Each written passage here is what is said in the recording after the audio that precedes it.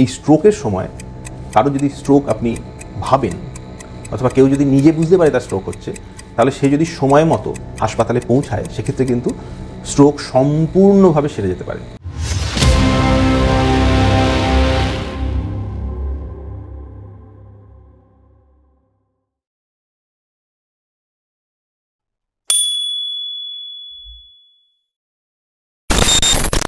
Stroke বা পক্ষাঘাত এই রোগটা কিন্তু আমরা সবাই অল্প বিস্তর জানি, এবং পরিসংখ্যান দেখলে দেখা যাবে যে এই রোগটা পৃথিবীতে মৃত্যুর কারণ হিসেবে দ্বিতীয় সর্বোচ্চ স্থান দখল করে।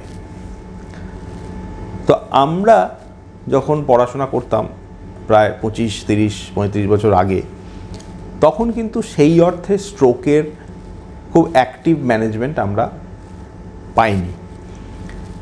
সেই সময় স্ট্রোক হলে আমরা হয়তো খুব ওষুধপত্র খুব একটা বেশি দিতে পারতাম না, অথবা সাপোর্টিভ ম্যানেজমেন্টটা কন্টিনিউ করতাম। সেক্ষেত্রে রোগীর পক্ষাঘাত হয়ে থাকতো এবং কোনো একটা সাইডে প্যারালাইসিস হয়ে গেল, কেউ কথা বলা চলে গেল, জিনিসগুলো থাকতো।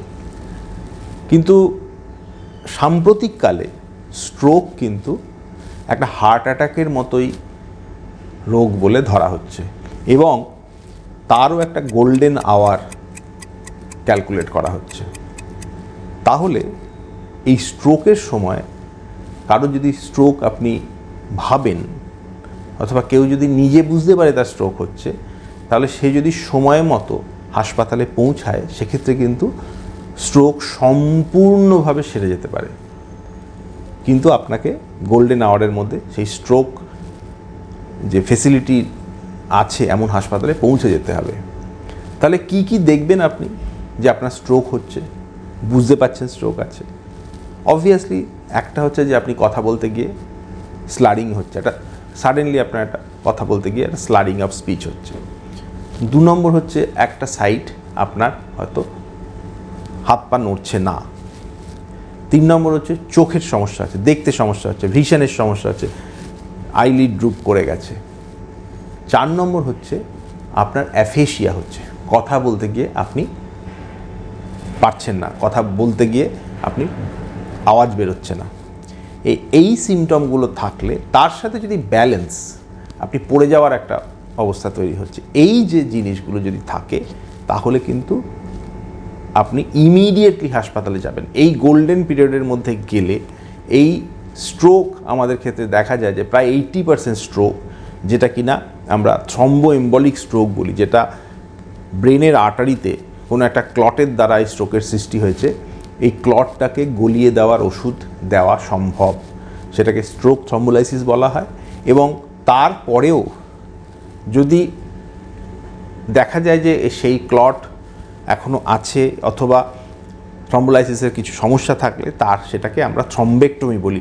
এই যে অ্যাঞ্জিওগ্রাফির মাধ্যমে যে আমাদের হার্টে স্টেন্ট বসানো হয়, হার্টের ব্লক সারিয়ে দেওয়া হয়, সেরকমই একটা অ্যাঞ্জিওগ্রাফি, সেরিব্রাল অ্যাঞ্জিওগ্রাফি করে, ডিএসএ করে আমরা কিন্তু ওই ক্লটটাকে রিমুভ করতে পারি, যাতে ওই স্বাভাবিক রক্ত চলাচল ব্রেনের ওই জায়গাটায় শুরু হয়ে যায়। এবং দেখা যাবে যে এই যখন থেকে স্ট্রোকের শুরু, তখন থেকেই কিন্তু ব্রেন সেল আমাদের একের পর এক তার ডেথ হতে থাকে। তাহলে স্ট্রোকের ক্ষেত্রে বলা হয় time is equal to brain. যেমন হার্টের ক্ষেত্রে বলা হয় time is equal to muscle, হার্টের মাসেলটা কমজোরি হতে শুরু করে। ব্রেনের ক্ষেত্রে কিন্তু, স্ট্রোকের ক্ষেত্রে time is equal to brain. তো যত তাড়াতাড়ি পারবেন, যে সমস্ত সিমটমগুলো বললাম এগুলো থাকলে হাসপাতালে পৌঁছে যাবেন। এবং স্ট্রোককে মাথায় রাখতে হবে, এটা কিন্তু একটা গোল্ডেন আওয়ারের মধ্যে যুক্ত একটা রোগ, এবং কোনোভাবেই এটা হার্ট অ্যাটাকের থেকে অন্যথা হবে না, এবং রোগীর সম্পূর্ণ নিরাময় সম্ভব। স্ট্রোকে যারা খুব বড়োভাবে আঘাতপ্রাপ্ত হন অথবা পক্ষাঘাত হয়, তাদের কিন্তু পরবর্তীতে নর্মাল জীবনে ফিরে আসাতে অনেক সমস্যা হয়, এবং কারো প্যারালাইসিস হয়ে বেড রিডেন হয়ে থাকেন, তাদের কাজকর্মের ক্ষমতা চলে যায়, এবং শুধু তিনি নয়, তার ফ্যামিলিও অ্যাফেক্টেড হন। তো স্ট্রোককে একটু সিরিয়াসলি নিতে হবে, এবং ইমিডিয়েটলি ওই গোল্ডেন আওয়ারের মধ্যে স্ট্রোককে আইডেন্টিফাই করে হাসপাতালে পৌঁছে যেতে হবে।